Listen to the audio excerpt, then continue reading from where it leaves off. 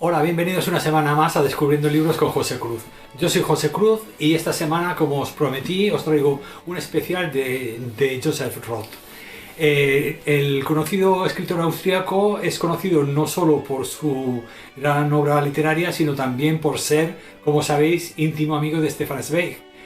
Los dos, prácticamente a pesar de su diferencia de unos 7 o 10 años más joven, era Joseph Roth con respecto a su amigo Stefan Zweig, tuvieron que sufrir las mismas consecuencias pues de un periodo muy crudo como fue el periodo de entreguerras entre la Primera y la Segunda Guerra Mundial.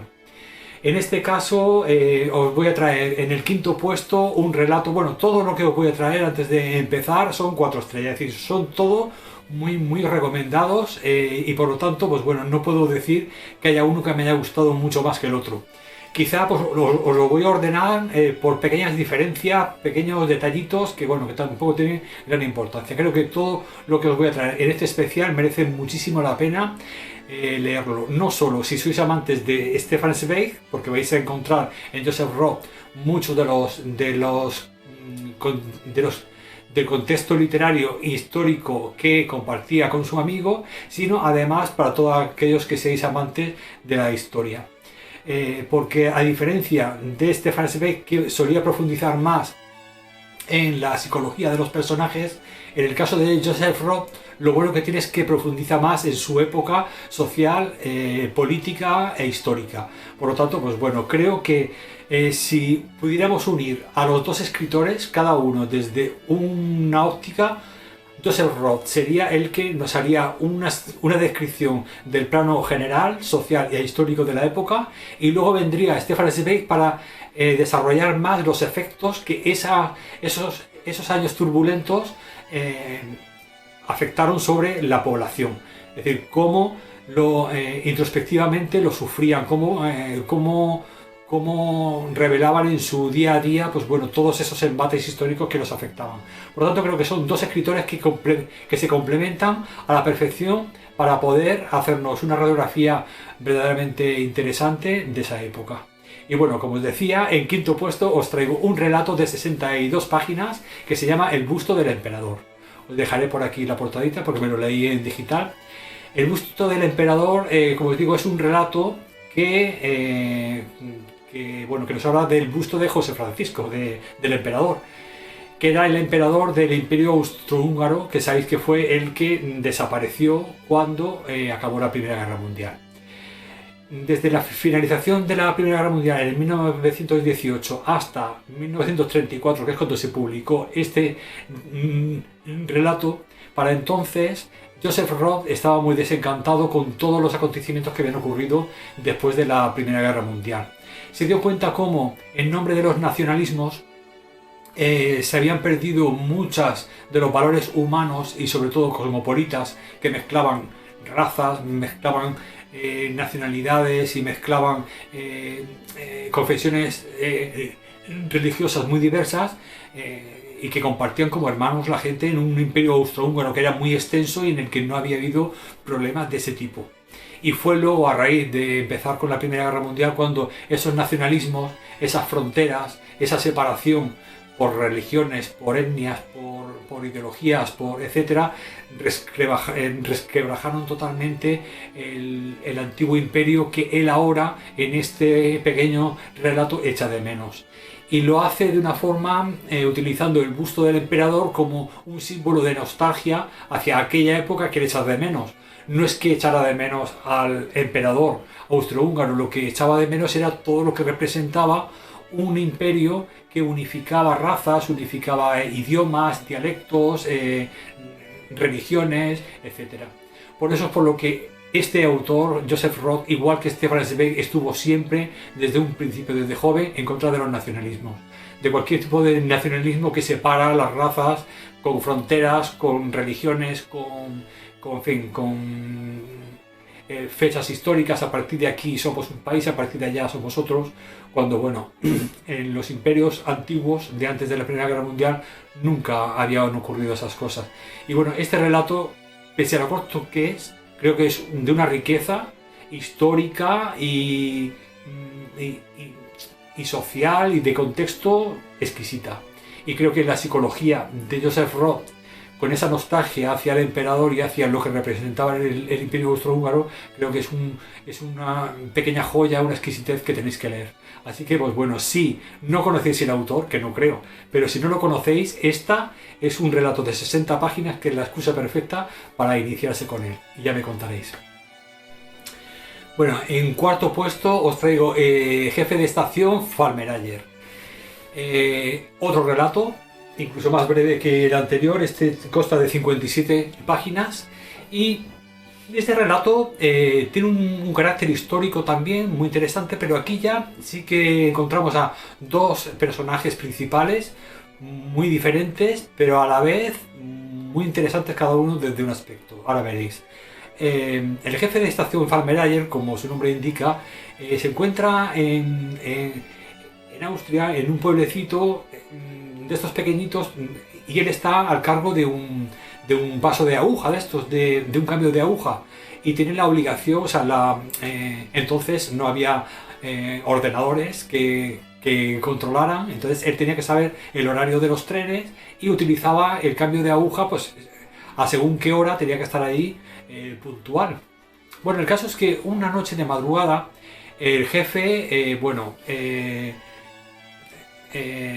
ocurre una circunstancia que hace que uno de los trenes descarrile, y a partir de ese momento empieza una trama muy interesante. Aparentemente, bueno, puede ser pues, que penséis que todo ya se va a desarrollar en base al jefe de estación, a lo que ha ocurrido con el accidente y tal. Pues no, aquí de lo que se trata es que va a conocer en una de las pasajeras, va a encontrar a una aristócrata rusa, una mujer de la aristocracia de Rusia, que bueno, que es él la ve allí medio desmayada y se la lleva a la caseta del jefe, donde puede asistirla, dándole ahí un poquito de beber y tal, para que se reanime. Bueno, el caso es que él pues queda prendado de esta mujer, pero claro, la diferencia entre países y sobre todo en su rango social, pues le impide el tener ningún tipo de pensar en esta mujer. El caso es que, bueno, no os puedo contar mucho más porque el relato es breve, pero la aventura que correrá luego este hombre para poder volver a encontrarse con esta aristócrata es maravilloso. Y bueno, y creo que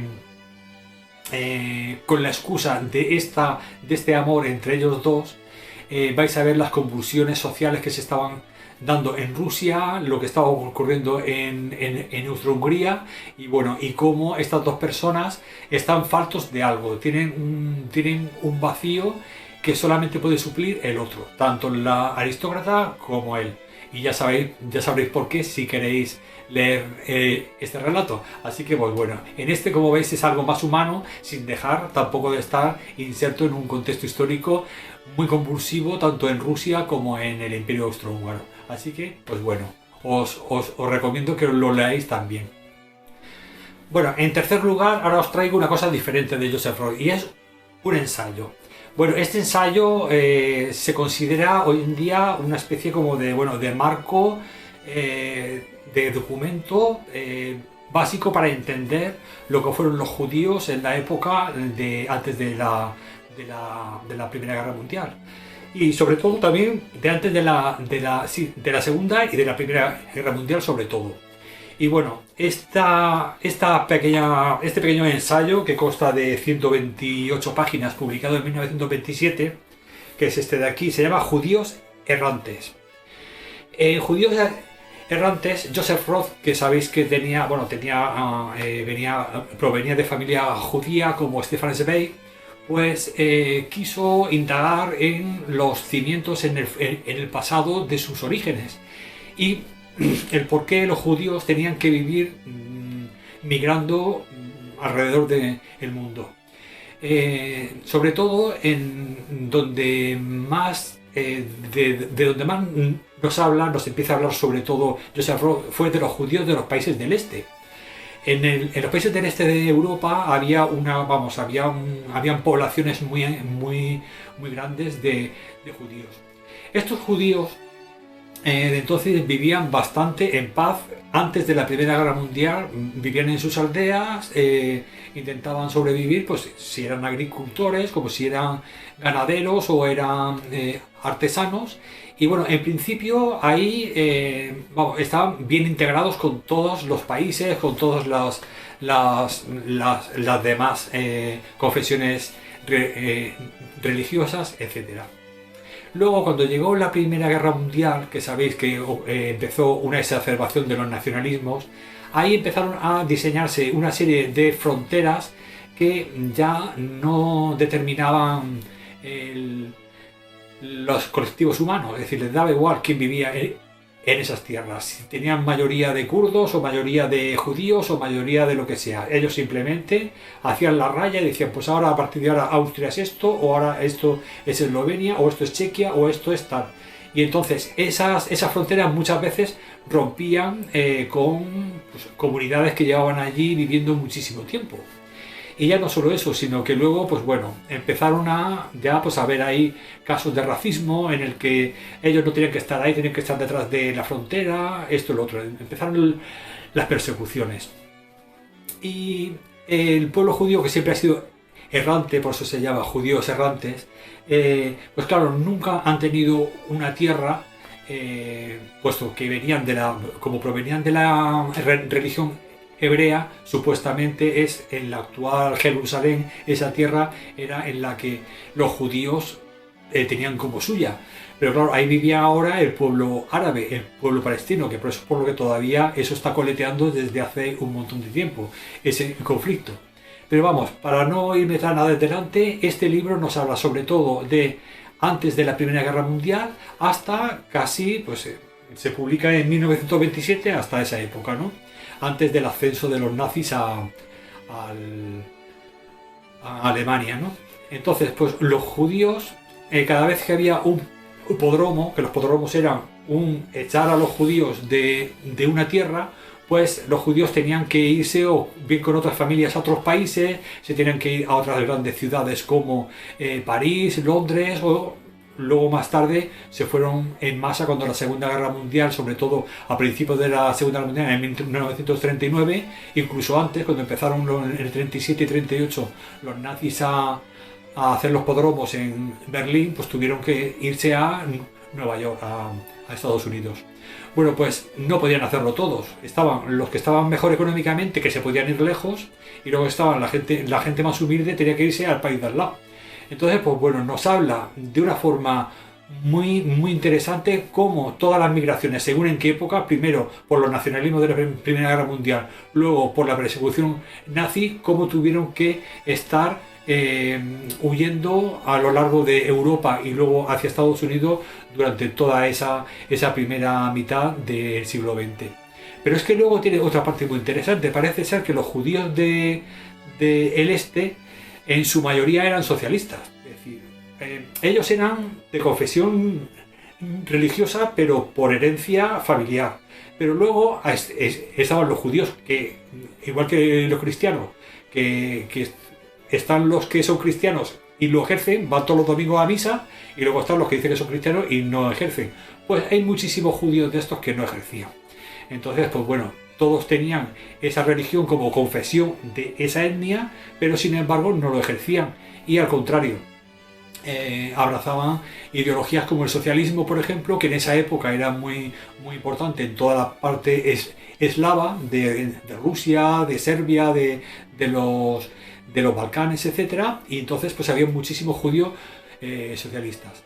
Es por eso, por lo que luego cuando llegó Hitler, pues claro, entre las ideas socialistas de muchos judíos y luego los que eran los que tenían dinero, pues claro, eran el enemigo ideal pues para eso, para saquearles el dinero y para pues eliminar al enemigo socialista. Y es por eso que han estado siempre muy perseguidos y muy expulsados de todos lados, ¿no?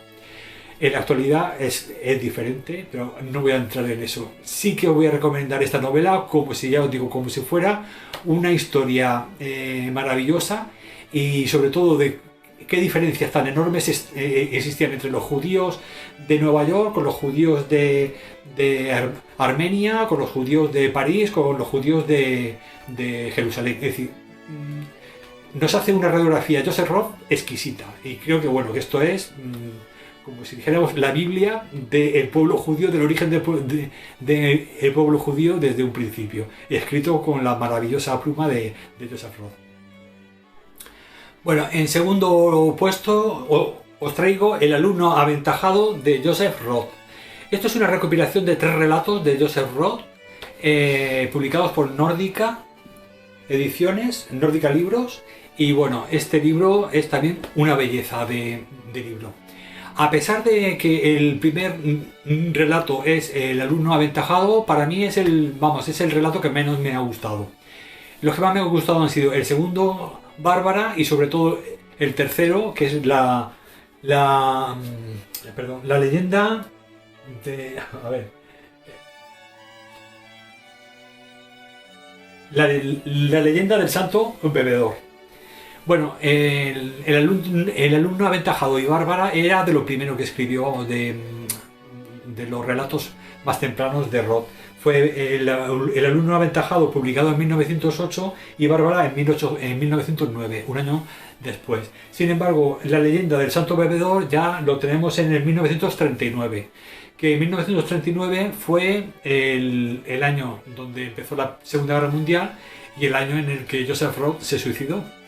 Joseph Roth, igual que Stefan Zweig lo hiciera años después, también se suicidó. Y bueno, para entonces Joseph Roth ya estaba viendo en qué se estaba convirtiendo Europa, qué estaba ocurriendo con Hitler, como no reconocía ya en Berlín a una ciudad que, bueno, que ya no era ni mucho menos lo que era, y lo que estaba ocurriendo ya pues,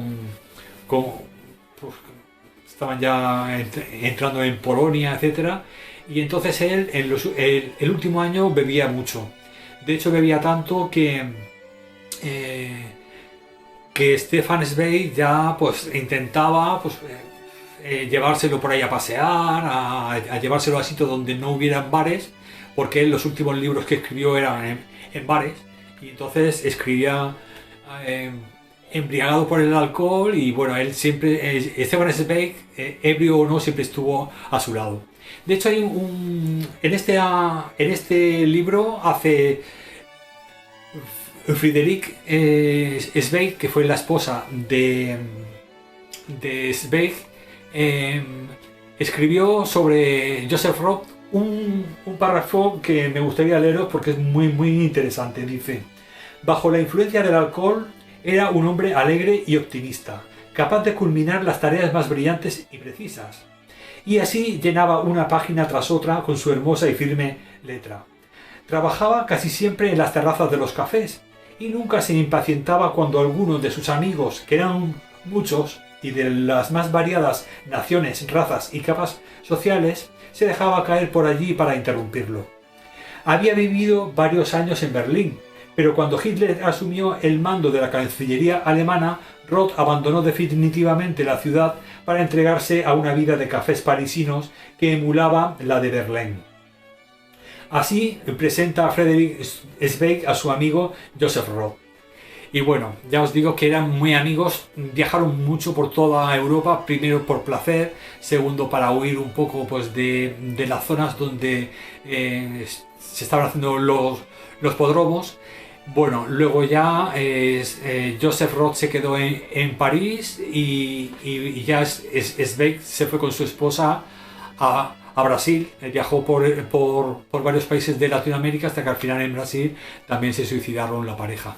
Entonces, bueno, para hablaros de estas maravillosas obras, ya os digo, Bárbara es la que más me ha gustado, y sobre todo la leyenda del santo bebedor es la historia de un vagabundo y, bueno, pues las cosas bonitas y extrañas que le ocurren. Es un vagabundo, vive debajo de un puente y no tiene donde caerse muerto, pero un día aparece un hombre muy trajeteado que le ofrece darle un dinero bastante apañado, y dice: mira, te voy a dar este dinero para que tú hagas una buena obra. Entonces este hombre intenta no aceptarlo, pero dice: yo soy un hombre honrado, a pesar de ser un mendigo. Dice: es igual, yo se lo doy para que usted haga el bien. El caso, dice, lo único que tiene que hacer es que cuando haga bien buen uso de este dinero, tiene que volver a donarlo a la iglesia de no sé dónde para los pobres. Y bueno, es la historia de lo que hace con este dinero y luego lo que ocurre para intentar devolverlo a la iglesia. Y esa será una excusa simplemente para ver cómo se vivía en esa época, cómo este hombre toma decisiones, cómo se relaciona con gente que se va encontrando y bueno, y nos contará también el pasado que tuvo, el por qué lo metieron en la cárcel por culpa de una mujer, porque luego cuando volvió a salir, qué decisiones tomó. En fin, una cosa preciosa que ya os digo, es un relato, fijaros los 3 relatos en una cosa tan breve, pues imaginaros, el relato es muy breve también. Pero es otra joyita que, vamos, que os he dejado en este segundo puesto porque es una maravilla y tenéis que leer. Así que, bueno, nada, ya pasamos al primer puesto. Bueno, y en primer lugar os traigo, yo creo que es de las novelas más paradigmáticas de Joseph Roth, que es Job. Que imagino, pues bueno, que lo habéis escuchado alguna vez para, en fin, lo que... Pues bueno, Job, sabéis que es un personaje bíblico y bueno, y todas las cosas que le pasan en la Biblia, pues un poco es lo que le pasa al protagonista de este libro, que es Mendel Singer, que es el cabeza de familia de una familia judía que vive en los países del este. Bueno, pues viven en una aldea preciosa, hay tranquilillos y bueno, todos pues dentro de lo que cae van tirando para adelante. Sobre todo es una aldea en la que si alguna vez a una familia le va mejor que a los demás, rápidamente lo comparten con los demás. Por lo tanto, ese sentido de la colectividad se ve impregnado desde un principio en aldeas en las que la solidaridad y el compañerismo y sobre todo pues que las familias son las grandes, casi todo el pueblo es una familia, eso se antepone pues al que a uno le vaya mejor que al otro. Pero eso cambia cuando llega la Primera Guerra Mundial, como os comentaba en la tercera, en el ensayo. Cuando acaba la Primera Guerra Mundial hay un éxodo de judíos de toda Europa, empiezan a moverse, cuando empiezan con las separaciones y los repartos territoriales, empiezan a moverse un montón de familias. Entonces, esta novela es paradigmática, digo, porque imaginaros una familia normal. Son 3 hijos y papá y mamá. Imaginaros que sois vosotros, sois una familia que vive vuestra vida diariamente. Y hay veces en los que tenéis que emigrar o tenéis que... imaginaos que a vuestro hijo le sale trabajo en Alemania de ingeniero y se va para allá a trabajar. Pero este no es el caso. Cuando hay un pogromo, por razones políticas e ideológicas, os obligan de la noche a la mañana a dejar vuestra casa. Entonces, imaginaros que hoy vienen a vuestra casa y os dicen que os tenéis que largar y que os dan 2 horas para llevaros lo que tengáis que llevaros. Entonces, eso es lo que ocurre pues, con muchas familias judías de aquella época. Esta es la historia de Mendel Singer con su esposa y sus hijos, uno de ellos discapacitado, y lo que tienen que hacer para poder sobrevivir en esos años tan turbulentos de la posguerra de la Primera Guerra Mundial. Lo más importante de esta novela, en mi opinión, es el desarraigo. El sentimiento de desarraigo que ocurre cuando no solamente te arrancan de tu territorio, sino que te arrancan de esa familia grande que habías formado, te arrancan de tu hijo, porque no todos se pueden marchar. Unos se pueden marchar, otros lo pueden hacer más tarde, otros nunca lo harán. Con lo que eso no significa que la familia se vaya toda junta, sino que es que luego el desarraigo es la separación total de los componentes de la familia, porque los hay con un poco de dinero puede escaparse uno a través de la frontera, pero no tienen dinero para que se vayan todos. Entonces, pues bueno, todos los problemas que podemos encontrar en esta familia, y luego los personajes que consiguen llegar a Nueva York, lo que se encuentran allí, cómo tienen que adaptarse a una nueva cultura, un nuevo idioma si quieren sobrevivir, en fin, una historia que, cogiendo como excusa la vida de esta familia, pues nos va a hacer una radiografía exquisita de lo que significó los años 20, la posguerra de la Primera Guerra Mundial y todos los movimientos migratorios que hubo dentro de Europa y al otro lado del charco, a Estados Unidos, sobre todo a Nueva York, y luego pues a algunos países de Latinoamérica. Así que bueno, esta yo creo que es la joya de Joseph Roth. Es una novela que tampoco es muy extensa, consta de 176 páginas y bueno, y creo que esta es la joya de la corona. De todas formas, yo creo que si os leéis primero Judíos Errantes, este ensayo que os he recomendado antes, para saber primero el contexto, y luego os leéis esto, ya sería lo ideal, lo ideal. De todas formas, pues bueno, como veis, todas las novelas que os he traído de Joseph Roth son muy escuetas, muy finitas, cada una tiene una riqueza, unos por los personajes, otros por el tema histórico, otro por el análisis de un ensayo. Todos son necesarios para comprender todo el universo de este hombre, de la gente, de las familias judías y de una cultura pues que nunca ha podido pues eso, asentarse, y todos los problemas que ha ido encontrando por no tener eso, una tierra suya que defender. Así que bueno, creo que es una oportunidad magnífica para descubrir a este gran amigo de Stefan Zweig. Y bueno, me he enrollado un poco, creo que me he enrollado un poco, pero bueno, yo creo que para la gente que no conozca a Joseph Roth, yo creo que les he dado una ideilla de qué va este hombre. Y bueno, la forma de escribir, ya veréis, es magnífica. Creo que es diferente, no puedo decir que mejor ni peor que Stefan Zweig, porque Zweig ya sabéis lo que es una maravilla también. Pero este hombre, ya os digo, que quizá uno sea el tema de personajes, de la psicología de los personajes, y luego Joseph Roth es más tema del contexto histórico, de cómo afectaba a nivel colectivo pues los momentos, los cambios históricos a las vidas humildes de los judíos y de la gente de posguerra de la Primera Guerra Mundial. Y bueno, y después de lo que había ocurrido en la Primera Guerra Mundial, cuando empezó ya a ver lo que estaba ya cocinándose la Segunda Guerra Mundial, pues ya claro, ahí se deprimen hasta las ratas, normal. Pero bueno, espero que os haya gustado este especial de Joseph Roth. Y bueno, y recordaros como siempre que nos podéis seguir a Pablo Soria y a mí en el Club Gorky Podcast.